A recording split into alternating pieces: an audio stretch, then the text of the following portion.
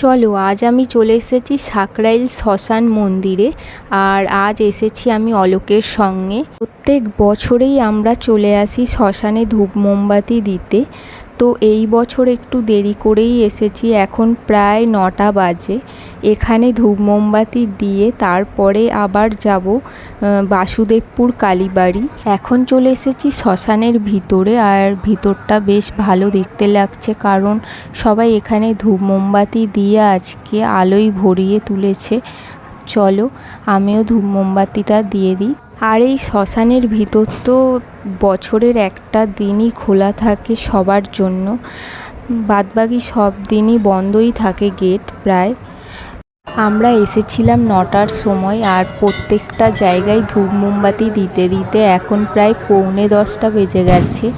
আচ্ছা, কাল যে প্রদীপগুলো কিনেছিলাম ওই প্রদীপগুলো আমি বাড়িতেই কীরকমভাবে সাজিয়েছি সেটাও দেখাবো তোমাদেরকে। তো চলো, আজকের মতো আমার এখানে মোমবাতি দেওয়া কমপ্লিট হয়ে গেছে। আর এই যে কালীবেদিটা দেখতে পাচ্ছ, এটাই হলো আসল কালীবেদি, মানে এখানেই আগে কালী পুজো করা হতো। তারপরে মন্দির হওয়ার পর এখন মন্দিরে পুজো হয়। আজ দেখতেই পাচ্ছ শ্মশান মন্দিরটা ভীষণ সুন্দর করে সাজিয়েছে। তো কালকে এখানে খিচুড়ি ভোগ প্রসাদ দেওয়া হয়, যারা আসে তারা তো অবশ্যই জানে। তাহলে চলো আজকের মতো ব্লগটা এখানেই শেষ করলাম। টাটা।